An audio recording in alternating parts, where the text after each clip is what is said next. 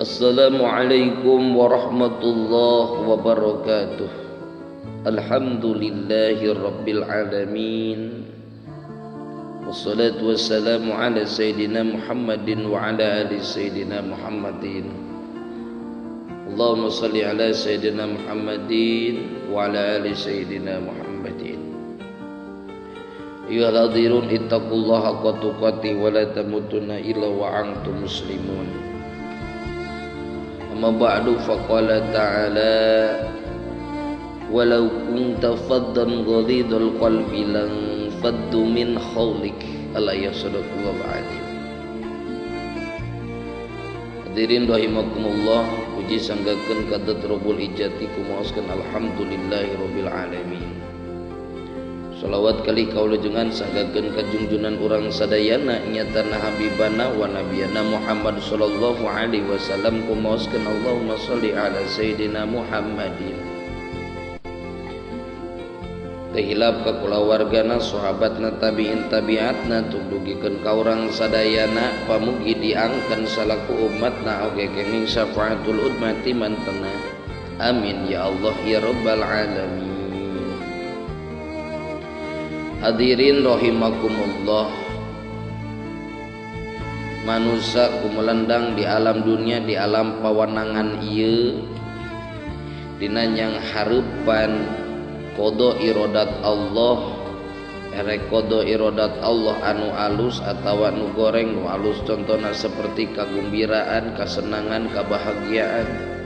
Anu goreng seperti tunggara, tegenah, susah, kabingung. Pikeun yang hareupanana jalma di alam dunia teh kabagi 4 tingkatan. Hiji jalma kafir mah teu percaya yen papasten teh hade goreng dongkapna ti Allah, teu percaya. Tapi percayana ngan saukar dongkapna ti manusia unggul. Matak jalma kafir mah langgeng di alam narakana. A'udzubillahi min dzalik, lamun urang termasuk ke golongan jalma nu kitu. Kadua mukmin ghalid. Ari mukmin ghalid mah nyaeta percaya kodok kodar papasten saya awan eta dongkapna ti Allah.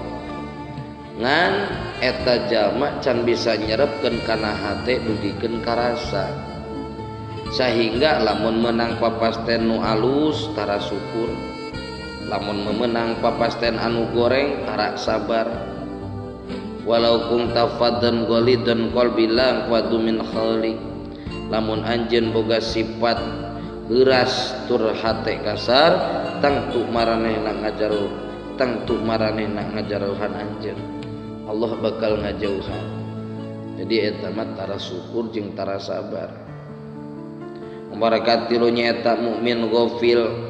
Mukmin ghafilin, ari mukmin ghafilin, mukmin anu bodoh.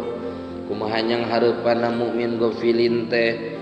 Mukmin ieu mah apaleun terangan yen papasten teh hade goreng dongkapna ti Allah sarta bisa narimakeun ngan can nyerep kana rasa.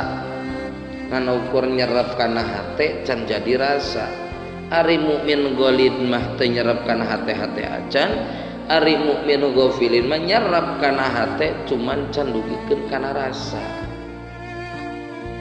Tapi sok sanajan ngan saukur nyerap kana hate can tepikeun ka rasa. Mukmin anu kieu geus kaasup mukmin anu mustaqim, mukmin anu istiqomah. Percaya kana qada-qadar dongkapna ti Allah. Tapi can bisa nyerap kana rasa ngan saukur nepi kana hate. Bisa naripakeun anak sok syukuran sok sabar. Eta mukmin ghafil. Anu kaopat nyaeta mukmin arifin.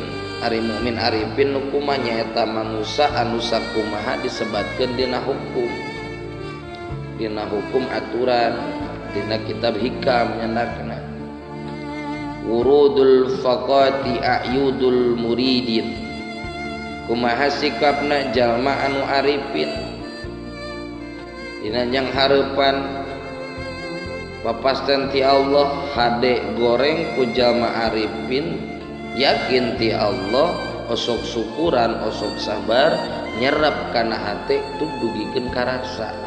Kusabab ieu jalma arifin geus nepikeun kana rasa mata lamun meunang ka susah cek jalma arifin mah mangrupakeun ayadul muridin lebaran anu hayang ka jalma ma'rifat ka Allah. Sibutna ge lebaran hari kemenangan menang ka susah. Jadi dina harti di mana datang ka nyeri ka susah ka bingung ka tugenah kana dirina lain ngajadi nyeri atawa aral subaha tapi ngajadi kabungah anu taya hingga ibarat jama manggih poean lebaran.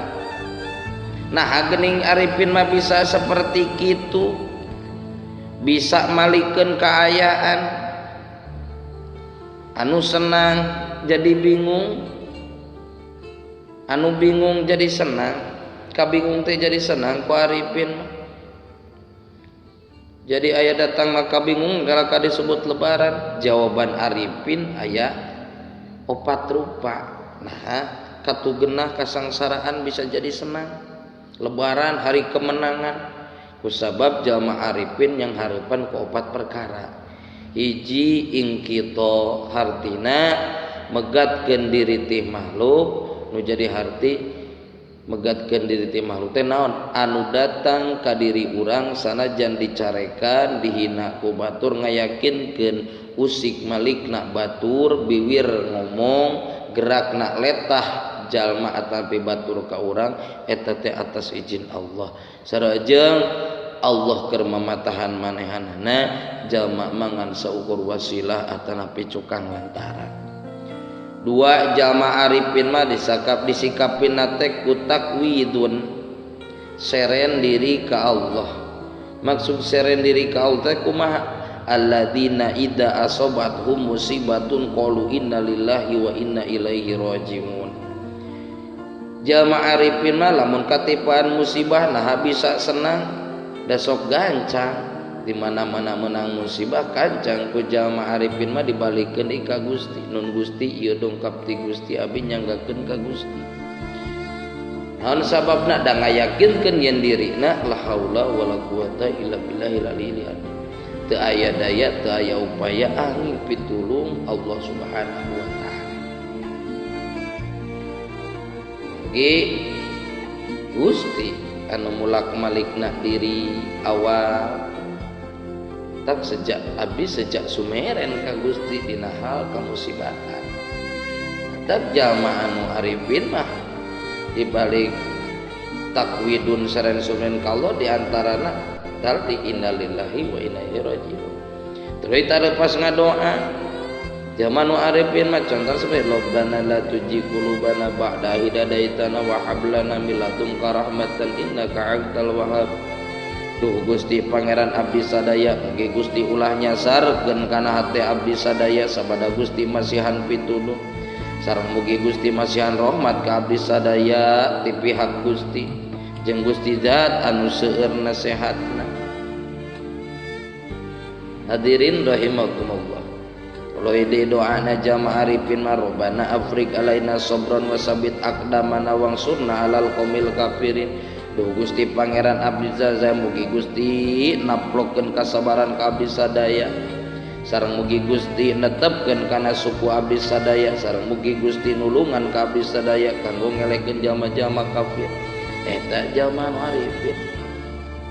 Tuluy nomor katilu jalma arifin mah sok maoskeun istighfar gancang minta hampura ka Allah da bisi ieu tunggara teh Allah eger mere perhatian ka urang sadayana da dirikeun loba milampah dosa.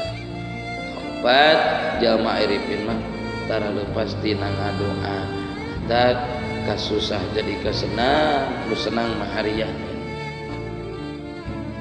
menang kasenang syukur menang katugenah sabar tapi masuk senang eta jalma arifin takulah pokok 4 yang harupan jalma arifin sehingga katugenah ge bisa jadi bahagia. Hadirin rahimakumullah. Kitu kapiatur pamugi ageng manfaatna.